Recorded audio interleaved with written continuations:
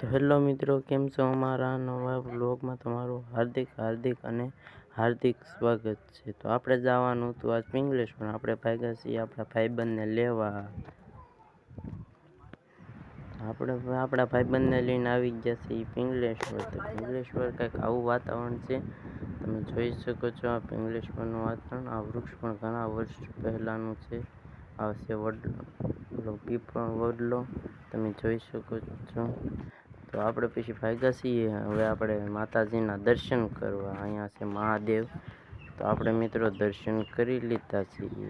તો આપણે હવે હનુમાન દાદાના પણ દર્શન કરી લીધા. તો પછી દર્શન કર્યા પછી બાદ આપણે ખાઈ લીધો બિસ્કિટ ખાધા. પછી વેફર ખાઈ લીધી. મિત્રો તમારે ખાવી છે તો તમે ખાઈ લો.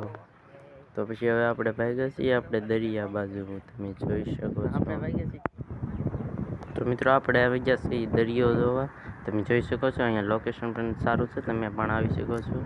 તો સામે મિત્રો મહાદેવની શિવલિંગ છે, ભોળાનાથની, તમે જોઈ શકો. અત્યારે તો પાણી આવી ગયું છે.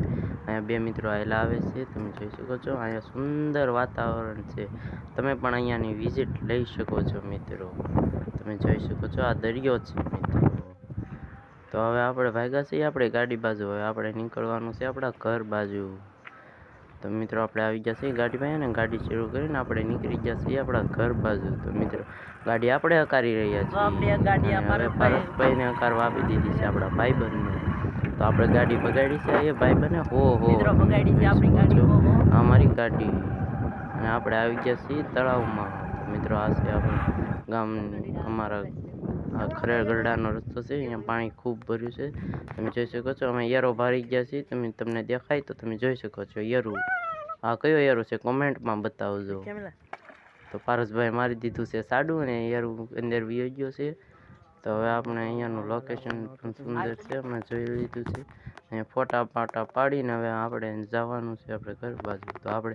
તો આપણે પૂગી ગયા છીએ આપણી ઘેર અને પારસભાઈ હાલવા મીઠા છે, તમે જોઈ શકો છો. તો મિત્રો આ છે આપણી શેરી.